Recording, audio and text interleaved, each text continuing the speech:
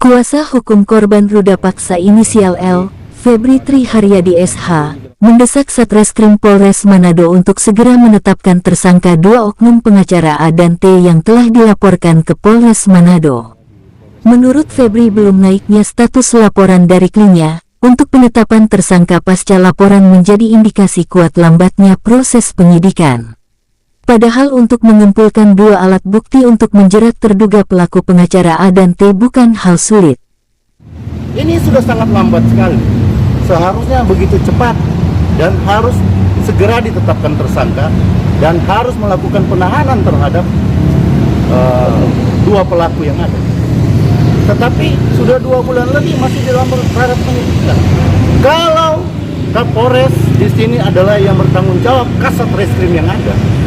Kasat Reskrim seorang perempuan, bagaimana sebenarnya ini bukan persoalan yang susah untuk mengumpulkan minimal 2 alat bukti dan menetapkan tersangka, tidak susah. Kami sangat paham dengan proses mengenai suatu tindak pidana, proses penyelidikan, penyidikan. Ini aneh, pengaduan naik LP dan hari ini tanggal 15 yang kami terima di tanggal 24 masih di dalam tahap penyelidikan. Artinya ini masih harus disimpulkan apakah ada suatu tindak pidana atau tidak. Untuk itu, Febri meminta Kasat Reskrim Polres Manado mundur dari jabatan jika tak mampu secepatnya menuntaskan persoalan ruda paksa yang status laporannya masih dalam tahap penyidikan. Padahal sudah dilaporkan sejak 2 bulan lalu. Febri pun meminta agar kasus ruda paksa diambil pihak Polda Sulut. Di dalam 2 bulan lebih masih dalam taraf penyelidikan. Kalau seperti ini, Kasat Reskrim sebaiknya mundur. Dia seorang perempuan juga. Kalau dia tidak mampu menangani secepatnya perkara ini, sebaiknya dia mundur. Dan kami akan minta pihak Polda untuk mengambil perkara ini, mengambil alih perkara ini, supaya tidak dibuat seperti ini. Dampaknya psikologi bagi adik kami ini, psikologi bagi keluarganya, anaknya, yang juga sekarang ini menyebar luas berbagai argumen-argumen negatif, dan ini tidak bisa dibiarkan. Kalau langkah cepat yang diambil penyelidik di sini adalah pihak Polres Manado dan kemudian berproses secara profesional, maka tidak akan terjadi seperti ini. Jadi jangan kemudian ada intervensi pihak lain yang mengatasnamakan ormas adat dan sebagainya. Senada, kuasa hukum korban ruda paksa inisial L, Alfian Boham SH, menambahkan bahwa kasus yang menimpa kliennya adalah tindakan pidana murni, sehingga pihak kepolisian bisa cepat tanggap untuk mengungkap perkara ini, karena beda dengan perkara delik aduan. Lebih jauh, Boham menerangkan bahwa saat melaporkan kejadian ruda paksa di kepolisian, kliennya juga sedang dalam keadaan yang memang baru saja mengalami kejadian. Persoalan ini menurut kami adalah tindak pidana murni yang seharusnya pihak kepolisian cepat tanggap untuk mengungkapkan perkara ini. Ini kan beda dengan delik aduan. Delik aduan ya kita harus mengumpulkan bukti-bukti.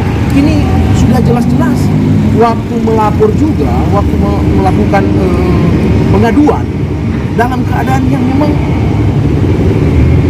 pada saat itu masih memang baru dilakukan perbuatan yang dilakukan oleh para terduga ini. Boham juga menegaskan akan memproses hukum secara terpisah terkait tudingan dan tuduhan lewat berita-berita yang dilayangkan dari kubu para terduga ruda paksa sehingga kliennya mengalami trauma. Yang bikin miris lagi, di dalam 2 bulan berjalan ini, klien kami terintimidasi dengan berita-berita counter yang dari para terduga ini yang mengatakan bahwa klien kami adalah perempuan yang tidak baik, klien kami yang mengajak.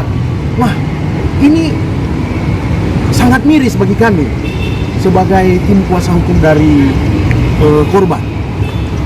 Di mana di dalam 2 bulan terakhir ini banyak postingan-postingan di Facebook yang menghina klien kami, tapi kami akan simpulkan, kami akan tindak lanjuti itu. di dalam laporan tersendiri. Bagi yang melakukan pencemaran nama baik di akun Facebook, Twitter, atau dan lain-lain, kami sudah mengumpulkan bukti dan akan kami laporkan itu. Tapi persoalan ini dijalankan dulu.